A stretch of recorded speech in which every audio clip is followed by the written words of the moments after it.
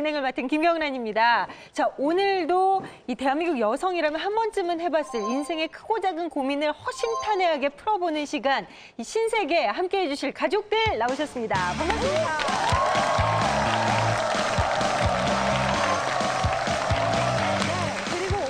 신세계를 찾아주신 특별한 손님들이 계십니다. 먼저 왕종은 아나운서. 여기서 보니까 반갑네요. 안녕하세요. 어서 오세요. 네, 이분 보니까 제 마음이 다 화사해지는데 미모의 한의사십니다. 왕혜문 원장님 자리하셨어요. 그리고 이분은요, 따님보다 요즘 더 유명한 분입니다. 개그우먼 안선영 씨의 어머님이세요. 심정은 여사님. 반갑습니다. 나오셨네요. 예, 우리 딸내미 옆에 앉혀놨습니다. 어머님 저 죄송한데 절 받으세요. 어머니.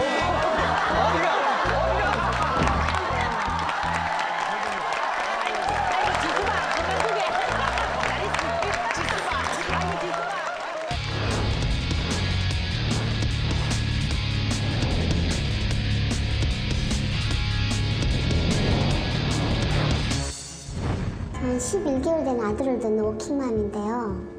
요즘 애 키우는 문제로 고민이 많아요. 애 낳기 전만 해도 3개월 출산 휴가가 끝나면 복귀하라던 남편이 막상 애를 낳고 나니까 그만두라고 그러네요. 저는 그만둘 생각이 없거든요. 무조건 남편은 3돌까지는 애를 돌봐줘야 한다고 그러면서 엄마 자격이 없다는 그런 소리까지 하네요. 2달 후면 이제 육아휴직도 끝나서 복귀해야 하는데 이게 정말 고민이에요.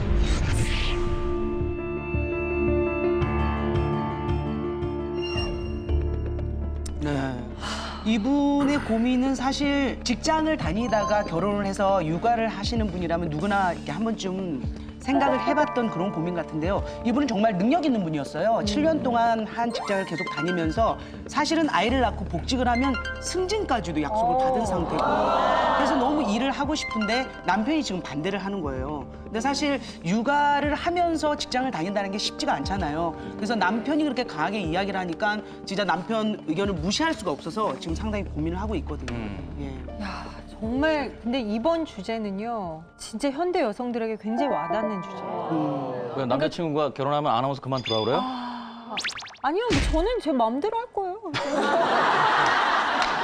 네? 자, 그렇다면 과연 신세계 남성 출연자들의 선택은 어떨지. 일을 관둬야 한다 하면 파란 버튼을 눌러주시면 되고요. 아니다, 일을 계속해야 한다라고 생각하시면 빨간 버튼을 눌러주시면 되겠습니다. 선택 버튼 눌러주세요.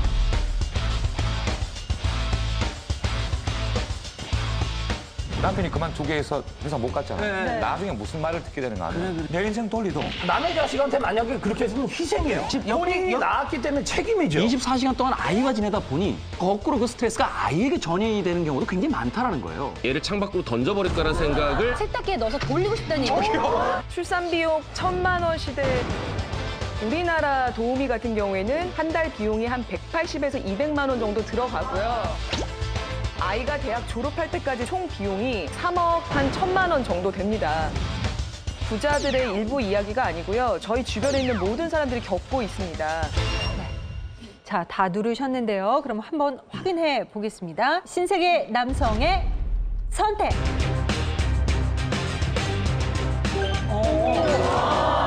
일을 해야 한다가 더 많아요? 네, 일해야 한다가 4분, 일을 관둬야 한다가 2분인데 관둬야 한다에 박철 씨, 지상렬 씨가 계세요. 이건 좀 뜻밖인데요? 왜 뜻밖이냐면 6명으로 봤을 때 평균 수익이 가장 떨어지시는 두 분이 일을 관둬야 된다고 하는 거. 수익적인 문제도 사실은 무시할 수 없는 부분이에요. 왜 그래? 첫 아이템부터 왜 이래요? 김세훈 씨 미안한데 오랜만에 연예인한테 마주보네요.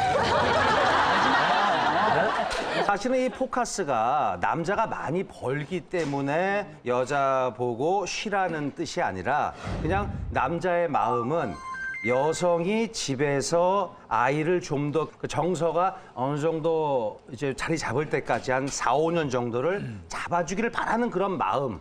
그냥 그 마음에서 사실 출발합니다. 그리고 여자들은 이제 이렇게 얘기하면 그렇지만은 아내는 집에 있었으면 좋겠어.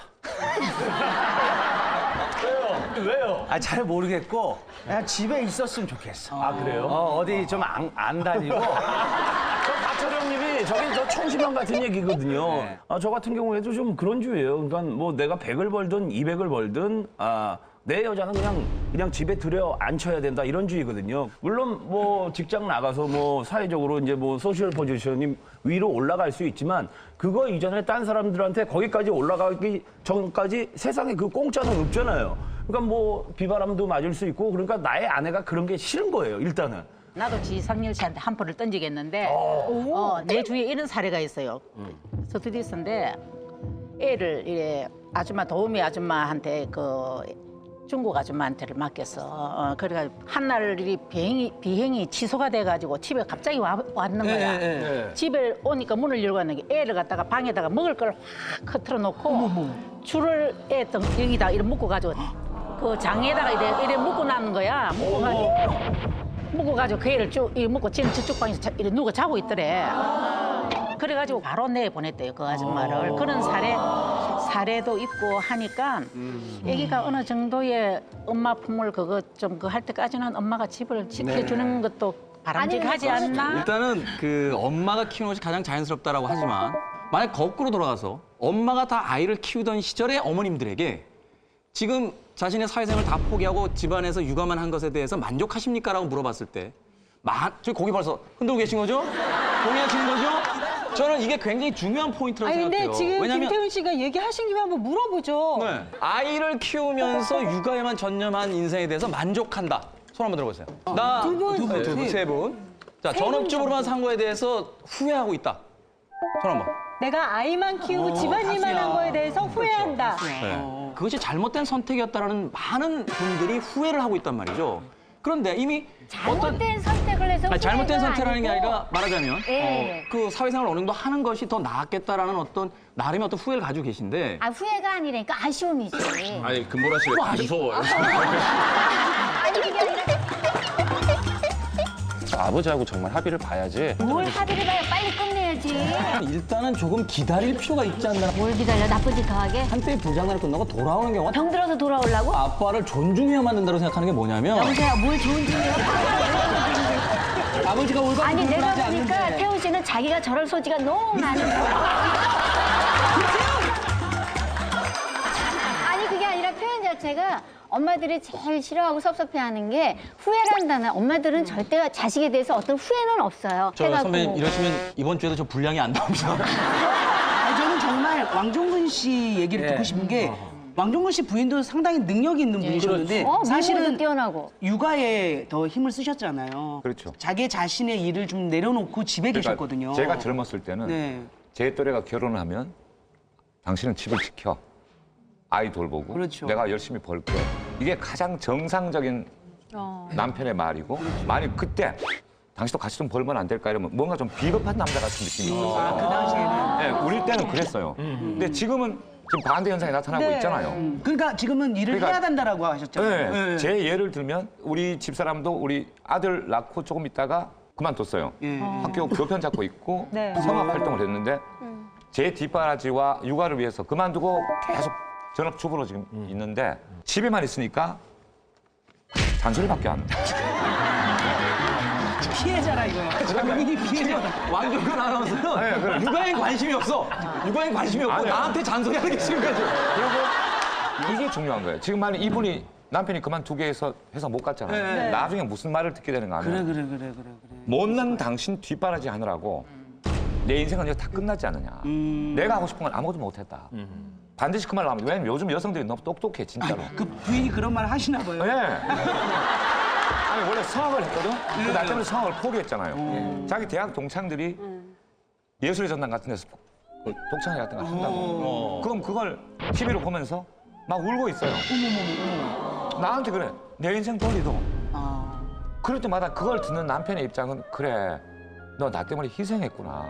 이런 생각이 들어요, 진짜로. 그러면은 왕종근 씨 같은 경우는요, 그 젊은 시절에 이제 부부 관계에서 아내가 나 일을 하고 싶은데 어떻게 할까 이런 고민 상담이 있었던 건가요? 당연히 근데 박철 씨 같은 생각이었지 나는. 아, 그때요? 여자는 집에 있어야지. 집에 있어야지. 그러면 일을 하고 싶다고 했지만 하지 말라고 얘기를 하셨던 거예요. 내가 갔다 오면 항상 집에서 아내가 맞아주고 아내가 아이를 돌보고 그런 모습을 퇴근하고 왔을 때 쳐다보는 남편은 얼마나 흐뭇하겠어요. 아니 그러니까 지금 어쩌면 후회하는 산 증인이시잖아요. 아니 근데 아이들은 잘 됐잖아요.